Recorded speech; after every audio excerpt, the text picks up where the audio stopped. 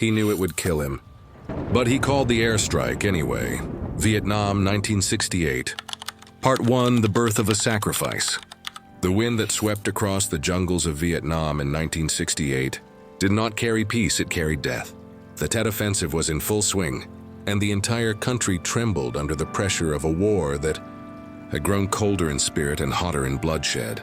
American forces were stretched thin, morale was shaken, and each day blurred into the next under the weight of fear, gunfire, and loss. Quang Tri Province, just 70 kilometers south of the demilitarized zone, was one of the most heavily contested regions. Enemy forces moved through the dense jungle like ghosts, and booby traps littered every trail. This was the heart of danger, and into it, a unit of young American soldiers was deployed on a reconnaissance mission. Among them was a man named Eugene Mason, the kind of man who didn't seek the spotlight but always stood at the center when everything else fell apart.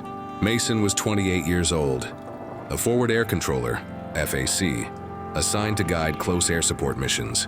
That meant when hell broke loose, he was the one who called the jets. In the chaos of battle, he was the calm voice in the radio.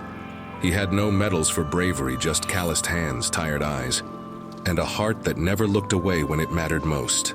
He was born in the rural fields of Arkansas, raised by a father who worked construction in the hard lessons of a mother lost to illness before he turned 10. Life had never been kind, but Eugene never asked for kindness. He asked for purpose. He found it in the military, where structure replaced chaos, and duty gave meaning to the silence that had defined his childhood. On February 21st, 1968, Eugene's unit was deep in the jungles of Quang Tri. The mission was clear: observe enemy movements and report back for coordinated airstrikes.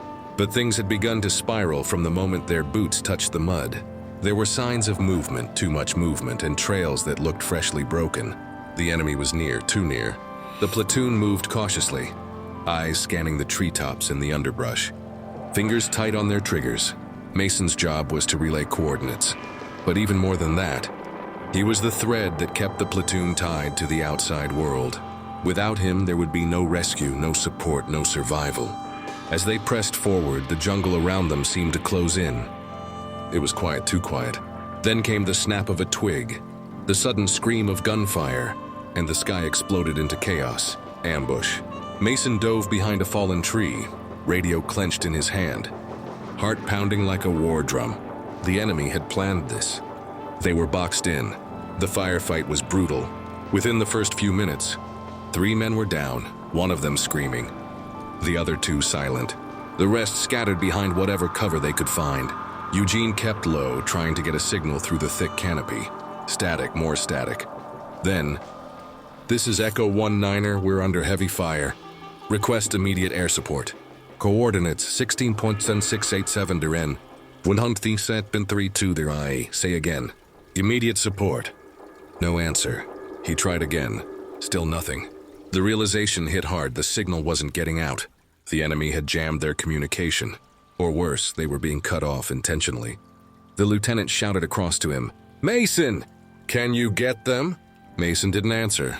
He just kept working, adjusting the frequency, switching channels. He had to get through, he had to. After what felt like hours but was likely minutes, a voice cracked through. "Echo 19er, we read you. What's your situation?" He exhaled sharply. "Surrounded. We need ordnance on the North Ridge, marking with smoke." He reached into his pack and threw a red smoke grenade toward the ridge. Seconds later, the hissing cloud rose between bursts of gunfire. "Copy that. Bird inbound. ETA 3 minutes." The lieutenant looked to Mason, a question in his eyes. Mason nodded. "They're coming." But something wasn't right. The enemy wasn't slowing. If anything, they were pressing harder. They knew what was coming. They wanted to finish it before the planes arrived. Then it happened. A grenade rolled into their position. Mason saw it too late. The blast was deafening. Dirt, shrapnel, and screams filled the air. When the dust settled, Mason was bleeding from the side. A long gash across his ribs, his left leg numb. But worse, he was alone. The others were gone. The ridge had collapsed behind him. No way back. No way out. He checked his radio. It was still working, somehow. "Echo 19er, confirm strike location." He hesitated. He was now the only one left in the strike zone. If he gave those coordinates, it would mean death, his own. But if he didn't, if he canceled the strike, more men, those further down, the ridge would be slaughtered by the advancing enemy. He could crawl, maybe make it out. But Mason didn't crawl. Instead, he took a deep breath, pressed the button on his radio, and spoke with a calm that stunned even the pilot listening on the other end. Confirm strike on current coordinates. Drop everything. No delay. Echo 19er, be advised you are within blast radius. Can you evacuate? Mason looked around. No escape, no cover. Negative. Just do it. There was a pause. The kind of silence that feels like a prayer. Then came the reply. Copy, strike inbound. Eugene Mason didn't flinch. He didn't run. He looked up at the sky, at the roar of jet engines growing louder, and he smiled. Not because he wanted to die, but because he knew others would live. In those final seconds, he thought of home, not the battlefield, not the pain, but the porch swing in Arkansas, the warmth of summer, and the sound of laughter before the world got so heavy. Then the sky lit up. Part 2, the silence that followed. The jungle burned. The airstrike hit with such fury that even the birds in the sky seemed to vanish. Napalm rolled over the treetops like liquid fire. The sound of jet engines tore through the air, followed by the crack and thunder of explosions that shook the ground for miles. For a moment, there was only fire, smoke, and silence. And in that silence, Eugene Mason disappeared. When the rest of the unit arrived 2 hours later, reinforcements, finally able to break through enemy lines, they found only craters, blackened trees and fragments of what had been a life, a piece of a torn boot, a shredded radio handset, and red smoke still clinging faintly to the leaves. But the enemy was gone. The ambush had been broken. Dozens of men who had been caught in a second. Wave were now alive because one man had chosen to stay behind. Captain Harold Linwood, the senior officer on the rescue team, would later write in his official report, the area had been under imminent threat of enemy overrun. Had the airstrike not been called, we estimate at least 15 more men would have died. The FAC who remained behind to call the strike is presumed Aya. His final radio transmission was one of the most selfless acts I've encountered in this war. Presumed killed in action. 3 words that bury a lifetime. Mason's body was never recovered. The heat of the blast, the collapse of the jungle canopy, and the confusion of combat had erased him from the earth. But not from the memories of those he saved. One of them, Corporal Dennis Mays, had been just 21 at the time. Wounded in the leg and barely able to crawl, he had been pulled out by medics minutes before the enemy reached his position. For years, he couldn't speak about that day, not even to his wife, not to his therapist. But on the anniversary in 1993, at a memorial wall in Washington, D.C., Dennis finally told his daughter, "There was a man up there that day. He had a choice to live or to save us, and he chose us. I owe him everything. My life, your life. He never even knew my name, but I say his name every night before I sleep. Eugene Mason." No one had called him a hero during training. He wasn't the fastest or the loudest, or the guy in the barracks always telling jokes.